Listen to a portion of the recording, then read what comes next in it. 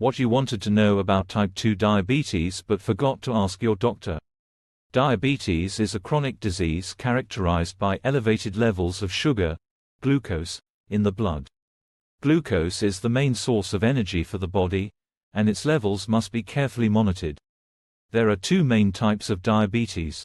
The causes of type 2 diabetes primarily involve disorders in the production and utilization of insulin, the hormone that regulates blood glucose levels.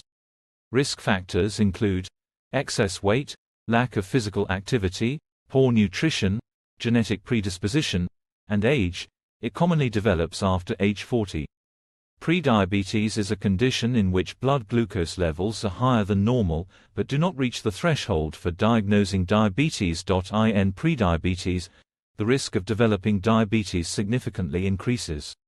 A doctor may prescribe oral insulin forms when blood glucose levels are not effectively controlled by diet and physical activity alone. It is advisable to use a glucometer to monitor blood glucose levels.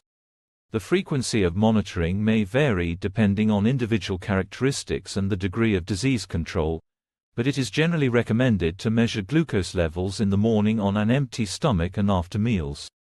The main principles of treating type 2 diabetes include following a proper diet, engaging in physical activity, monitoring glucose levels, taking medications when necessary, and maintaining a healthy lifestyle. In some cases, upon achieving certain indicators, improving glucose control, and losing weight, it may be possible to reduce or even cure type 2 diabetes. Transitioning from oral hypoglycemic agents to injectable insulin may be necessary when oral medications cease to be effective or in the case of complications. The decision to switch to injectable insulin is made by the doctor based on the results of glucose level monitoring and the overall condition of the patient.